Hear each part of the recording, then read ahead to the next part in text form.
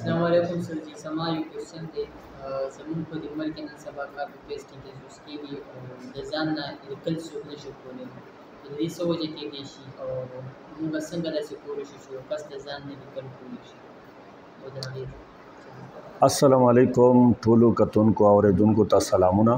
ستاسو دا ډیر ښکلی کوېسچن وکړلو چې په دې ملک کې اکثره خلک چې دی هغه کاپي پیسټ کوي او د ځان نه لیکل نشي کولی.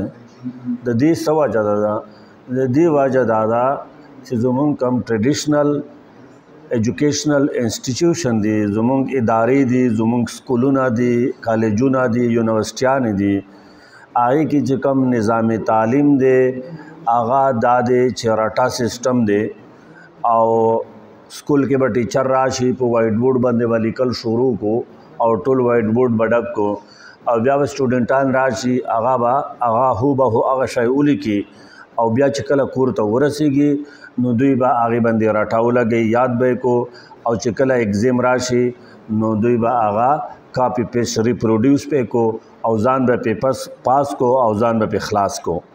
نو د دوی مایند چې دی برین دا د کریټیویټي سره یوزډ نه دي، یعنی دوی داسې ټرین شوي دي چې دوی ته یو ریډیمیډ تیار مواد میلاو شي، هغه د نوټس په شکل کې، د لیکلو په شکل کې یا د کتاب په شکل کې، نو محض دوی به هغه یاد کو او بیا به هغه ریپروډیوس کو. د دې وجه دا ده چې دوی د ځان نه لیکل نشي کولی او په ټول ژوند کې چېرته کې ټرای نه وي کړی.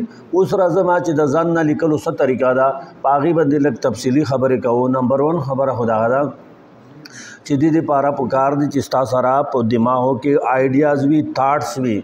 دا تاټس به د کوم ځای نه راځي؟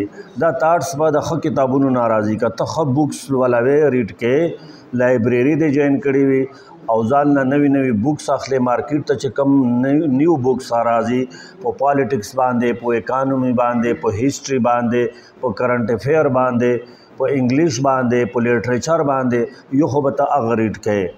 دویم پروسس چې دی هغه بیا پریکټس دی چې د به روزانه په بنیاد باندې یو پیراګراف لیکې، یو ایسې به لیکې او په یو ټیچر باندې به چیک کوې چې دا ما څنګه لیکل کړي دي، دا وګوره. دې دپاره اوله طریقه دا هغه ده چې په کم ټاپک باندې ته لیکل غواړې په هغې باندې به برین سټارمنګ وکړې. برین سټارمنګ څه ته وایي؟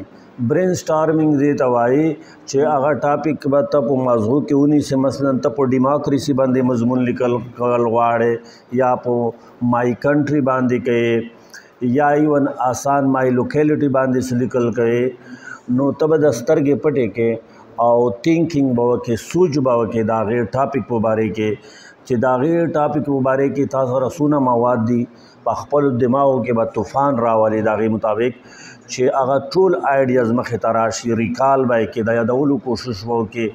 فار ایگزامپل ستا د ټیچرانو نه څه اورېدلي دي، د خپل پیرنټس نه دې څه اورېدلي دي، د ټي وي نه، د نیوز پیپر نه، کتابونو کې، دا ټول مواد به ستا مازغو کې راشي. د 15 منټه وي، 6 منټه وي، 10 منټه، دا برین سټارمنګ به وکړې. چې دا وشو اوس به بیا پین راوالی او دا ټاپک چې دی دا به په دې منځ کې ولیکې.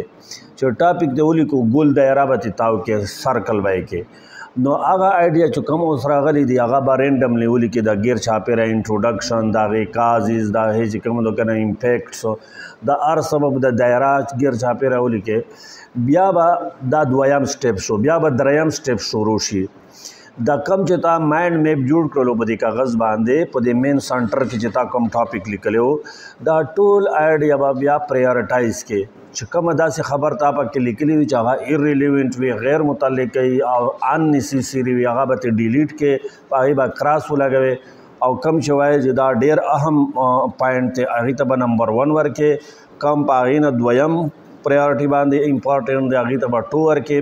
داسې 3 نمبر وایز به تقسیم کې، چې کم داسې چې غیر ضروري وي هغه به ترې نه ختم کې. نو ته به بیا یو آؤټلاین جوړ کې. ستا اوس آؤټلاین جوړ شو، اوس راځو څلورم سټیج ته چې په هغې کې به ته دا پیراګراف لیکې. زه تاسو ته ووایم چې پیراګراف به څنګه لیکې. پیراګراف کې اولې جمله چې کومه وي هغې ته ټاپک سنټینس وایي. ټاپک سنټینس چې دی دا د پیراګراف انټروډکشن وي. په هغې کې ته ریډرز ته، ایګزامینر ته دا وښایې چې زه په کومه موضوع باندې لیکل کوم او زه د دې ټاپک اگینسټ یم یا په فیور کې یم. فار ایگزامپل په پاورټي باندې مضمون لیکې، غربت دی، اوس ته لیکې چې پاکستان کې ډېر زیات غربت دی. there is a poverty in پاکستان یا افضل یا ډېره ایکسټریم پاورټي ده.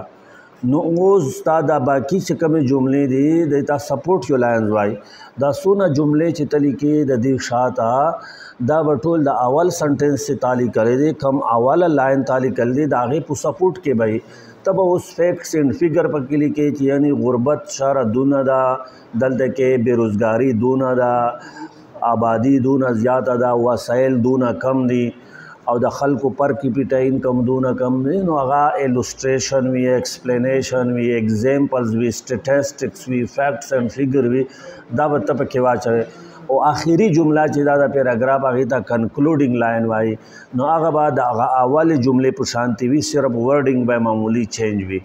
نو همیشه به فرست سنټینس کې او آخري سنټینس کې به مطابقت وي. نو دغه دی ده که چېرته تا دا پیراګراف زده کړو او تاسو به وایئ چې پیراګراف په څونه لاین باندې مشتمل وي نو یو آیډیل پیراګراف چې وي هغه په 9 لاینز باندې مشتمل وي.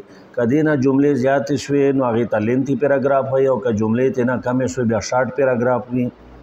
خو ته 6 لاین نه ونیسه ته 12-13 لاین پورې په یو پیراګراف کې به همیشه ته یو آیډیا لیکې. نو دغه طریقه چا چې دا چل زده کړلو هغه بیا سی ایس ایس هم پس کولی شي پی ایم ایس هم پس کولی شي بل کمپیټیټیو ایگزام وي یا آیلټس وي یا انټرویو بار ملک نو هغه انسان اخبار کې هم لیکل کولی شي بلاګر هم جوړېدلی شي هغه کالم هم لیکلی شي آرټیکل هم لیکلی شي په فیسبوک باندې پوسټ هم لیکلی شي او که د تحصیلدار ټیسټ وي که د اے ایس آی وي د پولیس والا پبلک سروس کمیشن وي د ایټای هغه ټیسټونه هم پاس کولی شي. نو راشئ زموږ اکیډمي ته چې تاسو ته موږ چل وښیو روزانه به تاسو ته موږ ټاسک درکوو یو ټاپک به درکوو په هغه ټاپک به تاسو لیکل کوئ او موږ به تاسو ته فیډبیک درکوو. ستاسو دا شیان به پکې ګورو چې ستا سنټینس سټرکچر څنګه دی ګرامیټیکلی مسټیک څه شی کړي دي دا به هم ګورو چې ستا تھاټس میچور دي که اممیچور دي آیډیا د ښه دي ایکسپریشن د های دي که پور ایکسپریشن دي انګلیش ته خوبصورتي ده فارمل انګلیش ته لیټرري ده ادبي انګلیش ته لیکلی دی که یا مطلب دی ډېره چایلډش لیول خبرې دې کړي دي نو په دې لیول باندې دا ډېر های ډیمانډ دی او چې کوم دی ته به په ځان کې ډېره غټ میچورټي راولې او ډېر زیات پریکټس به کوې. زموږ اکیډمي کې تاسو ته به دغه چل ښودل کېږي تاسو کې به کریټیویټي مونږ پیدا کوو د ځان نه لیکلي چل او د ځان نه د خبرو کولو چې ته بیا په پبلک کې سپیچ هم کولی شي ډیبیټ هم کولی شي ډسکشن کې هم برخه اخیستی شي او تا کې کانفیډنس هم راشي او ستا باډي لینګویج هم زبردست شي. انشاءالله په دې ټولو باندې مونږ کار کوو. دلته کې موک انټرویو وي پریزنټیشن وي ډیبیټ اینډ ډسکشن وي او ګروپ ډسکشن وي او کنورسیشن وي. تھینک یو ویری مچ.